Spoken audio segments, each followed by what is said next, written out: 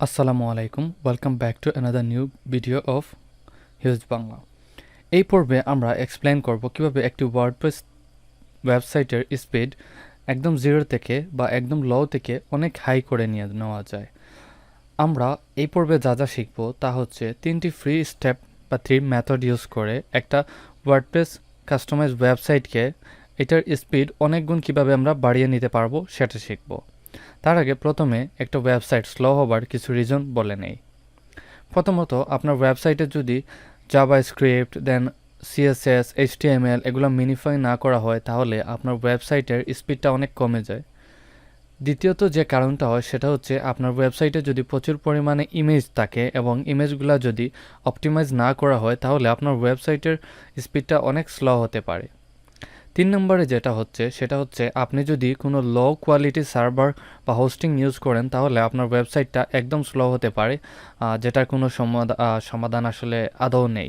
ওকে, এরপরে যেটা হতে পারে হচ্ছে যে আপনার ওয়েবসাইটটা যদি প্রপারলি কাস্টমাইজ না হয়, আপনার ওয়েবসাইটের যে স্ট্রাকচারগুলো আছে, যে সাইট ম্যাপগুলো আছে, ওইগুলো যদি পেজগুলো ভালোভাবে তৈরি না করা হয় তাহলে আপনার ওয়েবসাইটের স্পিড অনেকটা কম হতে পারে। ওকে, সো এই কয়েকটা জিনিস আমরা মাথায় রাখলে আমাদের ওয়েবসাইটের স্পিড অনেকটা বাড়িয়ে নিতে পারবো। চলুন শুরু করা যাক। তবে প্রথম স্টেপ শুরু করার আগে আমরা আমাদের ওয়েবসাইটটা চেক করে নিই। মনে করুন আমাদের ওয়েবসাইট softcoderBD/speed। এইখানে আমি একটা থিম ইনস্টল করে রেখেছি এবং আমি যদি এই থিমটাকে একটু স্ক্রল করি তাহলে দেখতে পারবো যে এখানে মোটামুটি অনেক বাড়ি একটা পেজ আমি ক্রিয়েট করে রেখেছি এবং ডিজাইন করে রেখেছি। সো এই ওয়েবসাইটের স্পিড টেস্টটা আমরা প্রথমে দেখব এবং শেষে চেক করে নিব। আমি 3টি ওয়েবসাইটে এটার স্পিড টেস্ট করব এবং 3টি ওয়েবসাইটে কীভাবে ইমপ্রুভ করতে হয় সেটাও আপনাদেরকে দেখাবো। তো প্রথম কাজ হচ্ছে আমাদেরকে একটা নিউ উইন্ডোতে যেতে হবে এবং তারপর এখানে টাইপ করতে হবে পিংডম স্পিড টেস্ট। ওকে, পিংডম স্পিড টেস্ট লিখে সার্চ করতে হবে। তারপর এই যে tools.pingdom.com এই ওয়েবসাইটটাকে ওপেন করতে হবে এবং এখানে সার্চ বারে আপনার ওয়েবসাইটের ইউআরএলটা দিয়ে দিতে হবে। সো আমি সিম্পলি আমার ওয়েবসাইটের ইউআরএলটা এখান থেকে কপি করে নিয়ে আসতেছি এবং এখানে পেস্ট করে দিলাম। এরপর এই যে পাশে টেস্ট ফ্রম সার্ভার দেখতে পারতেছি, এখান থেকে এশিয়া, জাপান, টোকিও এটা সিলেক্ট করে দিব, দেন স্টার্ট টেস্ট। সাথে সাথে আমি আরেকটা উইন্ডো ওপেন করব এবং এখানে লিখব জিটি ম্যাট্রিক্স, লিখে এন্টার করে দিব। দেওয়ার পর এখানে আমি ভুল একটা ইনফরমেশন দিয়ে দিয়েছি, যে analyze.html এটা দিয়ে দিয়েছি, এটাকে ক্রস করে দেন আমি এন্টার প্রেস করব। এবার এখানেও সিমিলারলি আমার ওয়েবসাইটের অ্যাড্রেসটা আমি পেস্ট করে দেব, দেন টেস্ট ইউর সাইট। সাথে সাথে আমি আরেকটা ওয়েবসাইট ওপেন করব এবং পেজ স্পিড ইনসাইট লিখে এন্টার প্রেস করব এবং এই যে ওয়েবসাইট যেটা আছে পেজ স্পিড ইনসাইট অথবা developer.google.com এইটা ওপেন করব এবং এখানে আমাদের ওয়েবসাইটের পাসওয়ার্ড লিঙ্কটা দিয়ে দিব। তারপর অ্যানালাইজ। আমাদের 3টে ওয়েবসাইটই অ্যানালাইজ করতে শুরু করে দিয়েছে। আমি যদি পিংডমে আসি তাহলে এখানে দেখতে পারতেছি যে আমাদের ওয়েবসাইটের স্পিডটা হচ্ছে সি গ্রেড এবং পেজ সাইজ হচ্ছে 900 KB, লোড টাইম হচ্ছে যে 542 সেকেন্ড। কিন্তু আমরা জানি একটা ওয়েবসাইটের যদি লোডিং টাইম হচ্ছে যে 2 সেকেন্ডের বেশি হয় তাহলে ওই ওয়েবসাইটের ভিজিটর আসা অনেকটা কমে যায় এবং ওই ওয়েবসাইটটা র্যাঙ্কিং করাতে অনেক পিছিয়ে পড়ে। তারপর আমি যদি জিটি ম্যাট্রিক্স ওপেন করি, এখানে আমাকে দেখাচ্ছে যে আমাদের গ্রেড ই, পারফরমেন্স 45, স্ট্রাকচার 83, এলসিপি বা লোডিং টাইম যেটাকে বলা হয় সেটা হচ্ছে যে 3.4 সেকেন্ড। এবং আমি যদি একটু নিচে আসি, এখানে এই যে দেখুন আমাদের কি কি প্রবলেম আমরা এখানে দেখতে পারতেছি। আমরা প্রচুর পরিমাণে ফন্ট ইউজ করতেছি, দেন হচ্ছে ইমেজ ইউজ করতেছি, নিচে জাভাস্ক্রিপ্ট ইউজ করতেছি। এর পরবর্তীতে আমরা যদি এখান থেকে পেজ ইনসাইটে যাই তাহলে আমরা মোবাইলের জন্য আমাদের স্কোর দেখতে পারতেছি 58 এবং ডেস্কটপের জন্য দেখতে পারতেছি 87। সো আমরা এই সম্পূর্ণগুলোকে কীভাবে ইমপ্রুভ করতে পারি আমরা এই পর্বে শিখব। আমি এগুলাকে এখানে ওপেন রেখে দিলাম। সাথে সাথে আমি চলে যাব আমাদের ড্যাশবোর্ডে। এখান থেকে আমি প্রথমেই একটা প্লাগইন ইনস্টল করে নেব। আমি চলে যাব আমার ড্যাশবোর্ডে, প্লাগইনে প্লাগইনে যাওয়ার পর আমি একটা প্লাগইন ইউজ করে নিব। প্রথমে স্টেপ যেটা আমরা ফলো করব সেটা হচ্ছে যে আমরা আমাদের ইমেজগুলোকে অপটিমাইজ করব। সো ইমেজগুলোকে অপটিমাইজ করতে হলে আমাদেরকে একটা প্লাগইন অ্যাড করতে হবে। সো আমরা প্লাগইনটা অ্যাড নিউতে ক্লিক করব। দেন এখান থেকে সার্চ বারে লিখব শর্ট পিক্সেল।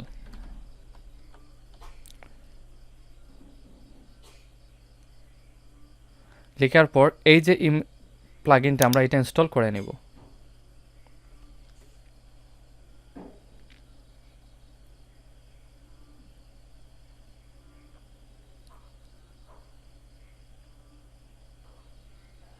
দেন অ্যাক্টিভেটের উপর ক্লিক করব।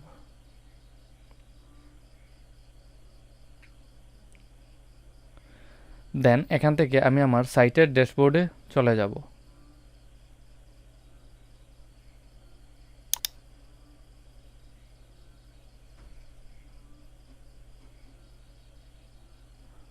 এবার এখান থেকে আমি যাব প্লাগইনের উপর।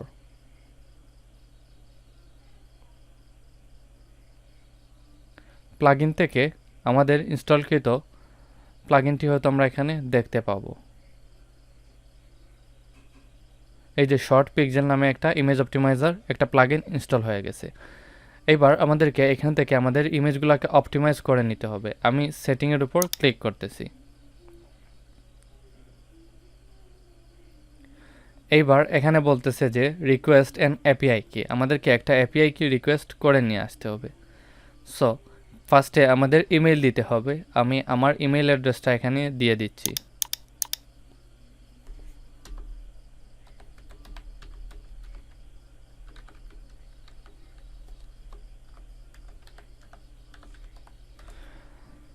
দেন I have read and agree, তারপর রিকোয়েস্ট কি।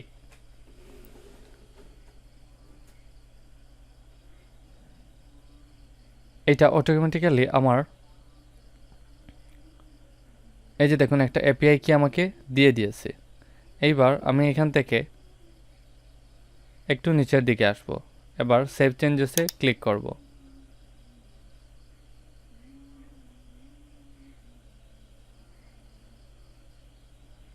এবার এখানে এই যে লসি অপশনটা আছে, আমি এখান থেকে লসলেস এইটার উপর ক্লিক করব।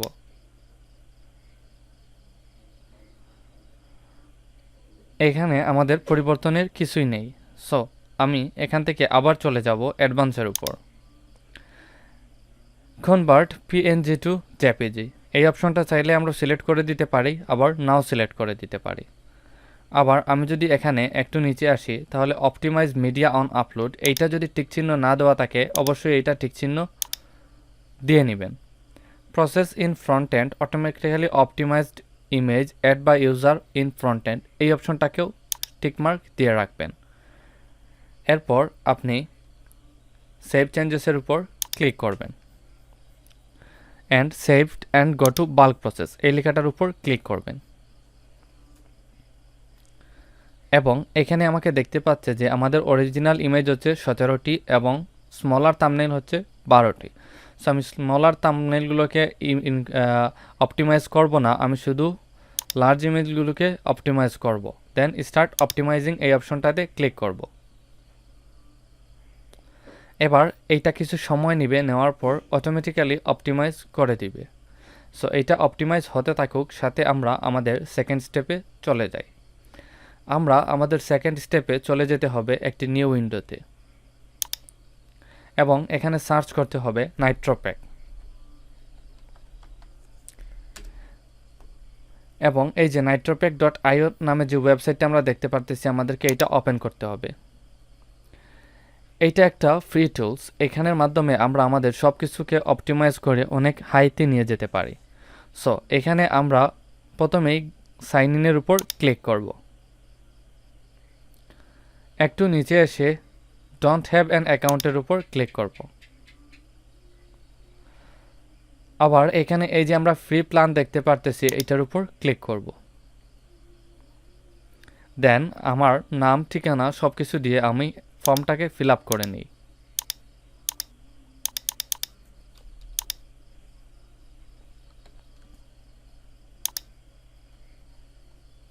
Billing country Bangladesh.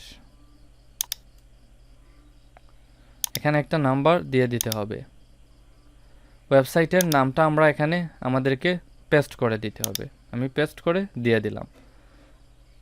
দেন ওয়েবসাইট ইউআরএলটাকেও আমি এখানে পেস্ট করে দিয়ে দিলাম। এরপর what best describes your website, আপনার ওয়েবসাইটটা কী টাইপের ওইটা এখান থেকে সিলেক্ট করে দিতে হবে। যেহেতু এটা একটা ই কমার্স ওয়েবসাইট, সো আমি ই কমার্স স্টোরটাকে সিলেক্ট করে দিলাম। দেন এখানে আই এম নট রোবট অপশনটাতে ক্লিক করে দিব। এরপর একটু নিচে এসে I accept the terms and condition click করার পর অলমোস্ট দেয়ার ক্লিক করব। Just a second. এরপর আমাদের এটা সাকসেসফুলি হয়ে গেছে। আমি এইখান থেকে প্লেস মাই অর্ডারে ক্লিক করব। Go to dashboard. এখানে আমরা দেখতে পারতেছি আমাদেরকে আমাদের ড্যাশবোর্ডে নিয়ে আসছে। এখান থেকে যদি আমি এই উপরের plug in connect your button বা ওয়েবসাইটে ক্লিক করি, এখানে আমাকে কিছু ইনফরমেশন দিচ্ছে, site name, site URL, site ID, site secret. Okay, so আমি আবার চলে যাব আমার ড্যাশবোর্ডে। এখান থেকে আমার ইমেজগুলো অপটিমাইজ হচ্ছে, সাথে সাথে আমি আরও একটা প্লাগ ইন কানেক্ট করে নিতে হবে। সো আমি আমার নেটওয়ার্ক অ্যাডমিন থেকে প্লাগইনসটাকে একটি নিউ ট্যাবে ওপেন করে নিচ্ছি এবং এখানে চলে যাব আমি প্লাগইনসের আন্ডারে অ্যাড নিউ প্লাগইনসে। এখানে আমি লিখে সার্চ করব নাইট্রো প্যাক।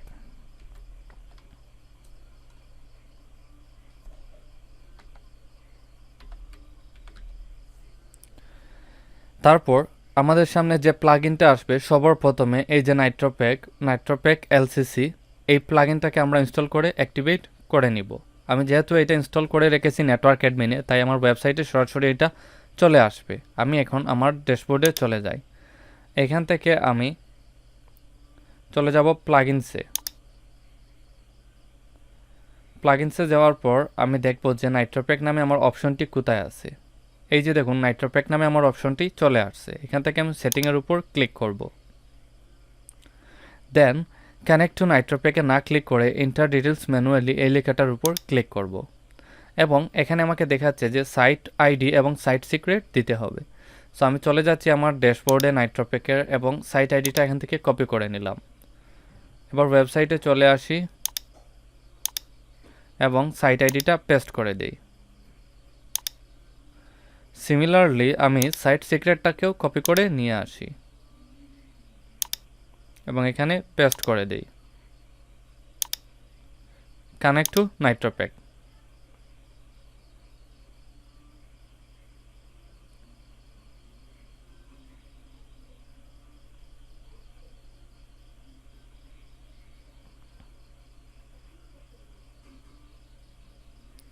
এবার আমাদের ওয়েবসাইটটা সাকসেসফুলি কানেক্টেড হয়ে গেছে, তার মানে আমাদের অলমোস্ট এভরিথিং ডান। এইবার আমি কি করব, আমি আমার প্রত্যেকটা পেজকে একটা নিউ উইন্ডোতে একবার করে ওপেন করে নেব। সো আমি এখান থেকে সাইটটাকে একটা নিউ উইন্ডোতে ওপেন করে নিচ্ছি এবং এইটাকে কেটে দিই। সাথে সাথে আমি এখানে প্রত্যেকটা পেজকে একবার করে ওপেন করে নেই। এখান থেকে যে কোনো একটা ব্লককেও আমি একবার ওপেন করে নিব। একটু স্ক্রল করে নেই, আবার আমি আমার হোম পেজে চলে যাই। এই পেজটাকেও একটু স্ক্রল করে নেই। এখান থেকে একটা প্রোডাক্ট ওপেন করে নেই। এবার আমি চলে যাই আমার ড্যাশবোর্ডে। এখানে আসার পর এই যে পার্চ ক্যাচ নামে একটা অপশন আছে, এখানের উপর ক্লিক করি। দেন পাশে যে ক্যাচ র্যাম্প নামে একটা অপশন আছে, এটাকে এনেবল করে দেই। এস্টিমেটিং অপটিমাইজেস ইউজেস, এটা হচ্ছে এনেবল করে দিলাম। তারপর হচ্ছে আর কিছু সেটিংস আমার এখানে নাই, আমি এখান থেকে ইয়েসের উপর ক্লিক করে দিব। দেন সেভ মোড বা HTML কম্প্রেশন কিছুই করতে হবে না। আমি এইবার আবার পিংডম এবং ইত্যাদিগুলোকে নিউ ট্যাবে ওপেন করব। আমি পিংডমটাকে একটা নিউ পেজে ওপেন করতেছি, নিউ ট্যাবে। এখানে আমি লিখতেছি পিংডম এবং সাইটটাকে আবার ওপেন করে নিই এবং এখানে আমার ওয়েবসাইটের ইউআরএলটাকে পেস্ট করে দেই এবং সার্ভারটাকে এশিয়া জাপান টোকিও দিয়ে দেই। তারপর স্টার্ট টেস্টের উপর ক্লিক করি। সাথে সাথে আমি পেজ স্পিড ইনসাইটটাকেও একটা পেজে ওপেন করে নিই